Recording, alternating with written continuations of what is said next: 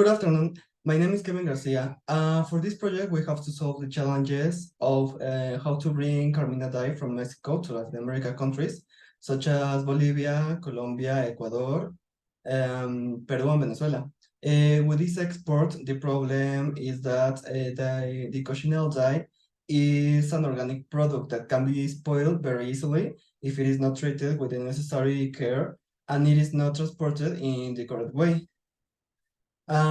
Since it can break, it can get wet, or it can contain a biological agent that has some restrictions in the countries where we are going to export. We can observe that buyers are going to buy the product constantly, and we must dispatch them correctly and schedule deliveries and arrivals at the destination while we recover the products in the warehouses, so that they always have an inventory for this exercise also.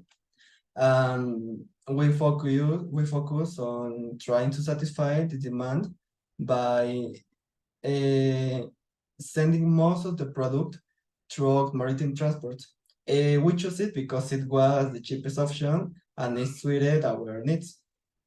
And in the other option, we have almost double the cost for the same amount of the product.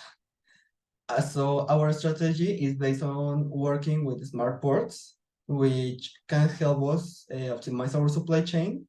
And it is a company that has a differentiator that it managed to digitalize its supply chain, and it gives you follow-up on rates and transport tracking, so that at all the times you know where your product is and we are also interested because it is a Brazilian company that operates in several Latin American countries.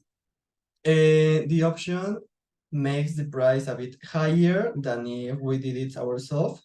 But for this case, as there are many factors that can cause a product to break, spoil, or have some risk, we have decided that increasing the price a bit is worth.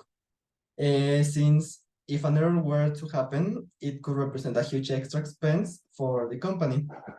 We focus on analyzing the way to package the product.